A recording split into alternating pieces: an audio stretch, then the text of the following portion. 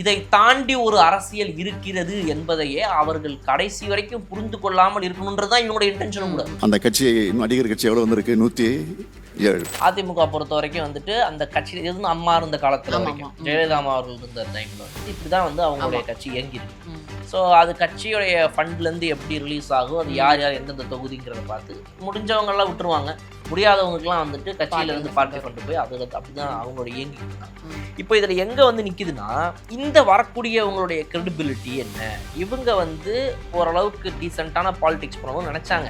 அவங்கள பொறுத்த வரைக்கும் அப்போ திமுகவா அதிமுகவா ஏதோ ஒரு ஆப்ஷன் ரைட்டு ஊரில் எல்லாம் சேர்ந்து திமுக அதிமுக கட்சிக்கு போயிடலாம், துண்டை போட்ட ஒரு மாதிரி இப்படி இருந்தோம்னா நமக்கு ஏதாவது நடக்கும், தெருவில் எதுனா ஒரு பிரச்சனை அது இதுனா போகலாம் வரலாம் அப்படி இப்படின்னு சொல்லி அந்த ஒரு கட்சிக்காரன் சொல்லிட்டு அந்த கரைவேட்டியை போட்டு சுற்றுறது, லேடிஸுங்கெல்லாம் பார்த்தீங்கன்னா அந்த கட்சிக்குன்னு ஒரு சாரி கிரியை போட்டு ஏரியாக்குள்ளலாம் லைட்டாக அப்படி வேலையை பார்க்குறது, இதுலேயே இருந்திருப்பாங்க.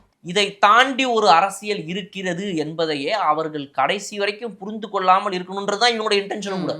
நீ கடைசி வரைக்கும் இதெல்லாம் பண்ணிக்கிட்டே இரு அப்படின்னு. அப்போ அது போன்றவர்களை வந்துட்டு இன்னைக்கு தாவேகா கண்டு கொண்டு ஒருவேளை கொண்டு வந்துச்சு, அவங்கள வந்து சரியான பாலிடிக்ஸ் பக்கம் திருப்பிச்சு அப்படின்னா it's a very good thing.